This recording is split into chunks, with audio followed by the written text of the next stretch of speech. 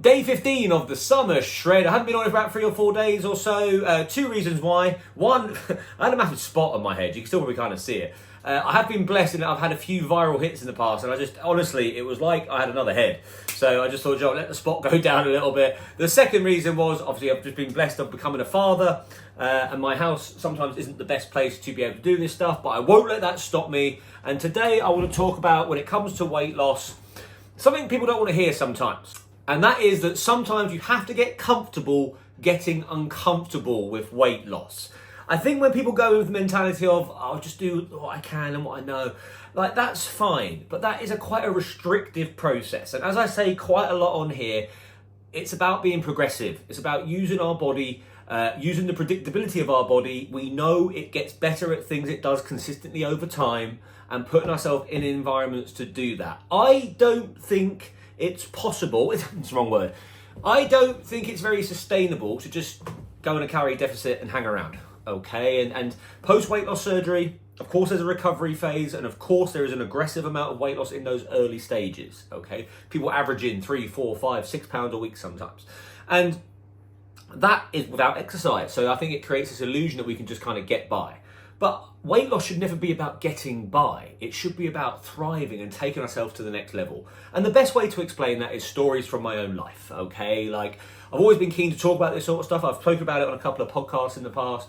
But people who, I think sometimes people think this is natural to me. I literally have a stutter. It still pops out. It nearly did then, actually. It pops up to say hello again every now and again. And by me doing this, it's me constantly seeking discomfort. Let's put myself out there. Let's see what happens. You could argue I should have posted one on my spot, but I didn't. When I moved, I'm in the Middle East. I became a personal trainer in 2016 in the Middle East. Early 2016, it couldn't have gone more wrong if I tried. I went there as a financial advisor. I was a cold caller. I was literally calling people. I didn't want to talk to them. They didn't want to talk to me. I had no idea what I was trying to sell. It wasn't particularly fulfilling. I had a suit that wouldn't fit because I put on 2 stone. There's a thing called the Dubai stone. I put on 2 by just drinking and eating out all the time. I was enjoying myself, making friends, but really I was seeking comfort while feeling uncomfortable. See what? It's the opposite, right? I was seeking things. I was having a drink to meet new people because it's easier to meet people that way, right? And I was getting home and tired going to work, not prioritising my work, not enjoying my work, and the weight crept up. And so I was fortunate enough I was able to leave the work. I had a bit of rent behind me, and that's when I went down the personal training road. I went to a gym. I thought I need to lose this. There's always that idea that you know it's going to make you feel better. And started losing the weight, felt a lot better, sort of started speaking to some PTs out there, and things started to go in the right direction. But I remember 2 big parts before that happened that were like the trigger point. One was I got a hole in my trousers, and I was going to work with a big hole in my trousers because I couldn't afford new ones. In one of the hottest countries of the world, that is not the best in the world. Sorry, there's actually 3 reasons. And so just going on to the sort of trouser situation, I was in River Island with Angel, and I couldn't afford a new pair. She was sort of saying, why don't you buy a new pair? And I was making out that I didn't really need any, want any. I had some other ones somewhere, but I couldn't afford any. And I was just like, how's this happened? How am I in this trap now? This is only sort of 4 or 5 months into moving to a new country. And I had some savings behind me as well. The second thing, which really made me kind of really realise what I needed to do and practice getting uncomfortable because I'd been too comfortable for too long, was I couldn't get home from work, and it was 50 degrees. It was the middle of the summer there, in my suit, with a hole in it, and I had to walk home, and I couldn't afford a taxi home. And I was, when I say I was profusely sweating, it was ridiculous. Got home, Angel was already there. I basically broke down in front of her. It wasn't nice to see. Because I thought I failed. I thought it all gone wrong. And thankfully, we managed to progress from there. And then the last thing was, and this is a real deep story, and I have spoken about this on the podcast, the story about the red tie. So I was promised a job by an individual who couldn't get me that job. He basically just frauded me. Not really sure why, because I didn't pay him or anything like that, but basically frauded me that I had a job somewhere else at JP Morgan. Went down there. I still had no idea what I was doing in the finance industry. I thought I had this job because I received these emails saying I'd received it. I bought a red tie because I was told I had to. Got to the offices in a place called DIFC where the office is in JP Morgan, and they never heard of me, never heard of this bloke, emailed me. It was just all fake, and I was like, oh my God, I remember going down to the Starbucks and thinking, what is this all about? But do you know what? These things here were the best things that ever happened to me, because the first one made me realise that I will never be in a situation where I can't afford new clothes ever again, because I don't want to feel this way ever again. So likewise with the getting of the transport, getting home, it just made me this idea that I'm going to make sure that this will just can't happen again. And the third one made me realise that I need to prioritise myself, and I need to not trust anybody and just kind of just work on myself, because I back myself usually in most situations. But I hadn't practiced backing myself in situations for a very long time, so I needed to get comfortable getting uncomfortable. And that brings me back to the gym, and when I was interested in PTing, and I was, pretty much 2 stone overweight at that point. I was, sort of for my height, I was 16 and a half stone. I sort of sit around 13 now. So yeah, I was desperately unhappy in that place. And I thought, who's going to trust a PT? And that's when I thought, I'm going to document myself. I've got no money to advertise myself.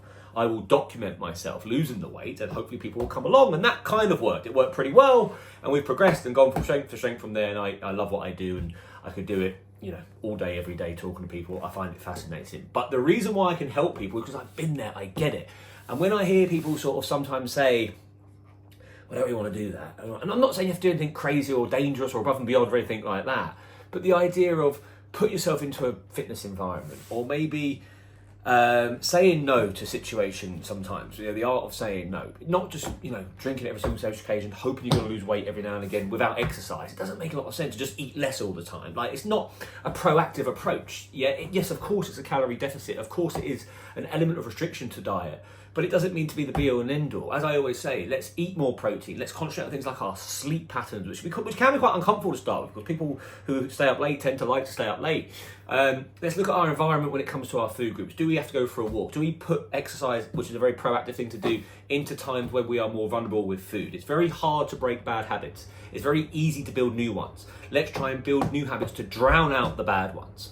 And those things that happened to me in Dubai changed my life. And so I can't say I was at rock bottom or anything like that, because I appreciate there's people in the world in far worse situations like that.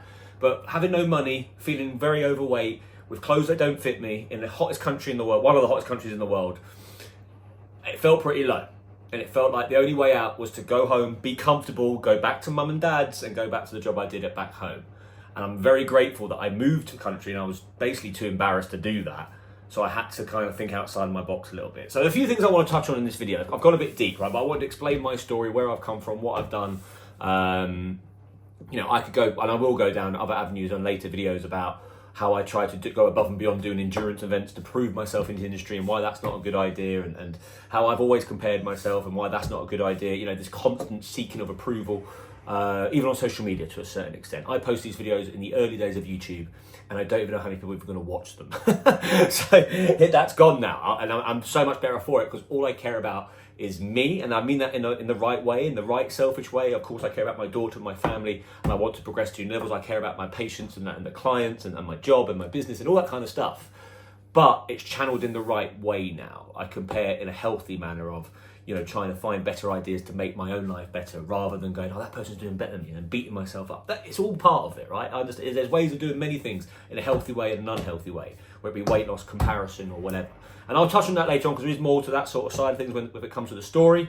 But for me, these videos are about you taking nuggets and clues and information and putting it into your own life. Maybe there's some things I've spoken about there that, resonate with you and you can identify with on how to change it. Or maybe ask me how I can help to change it as well. Because, like I say, I love this game. I could talk about it all day long. You can probably tell that I'm sitting in my kitchen talking to myself.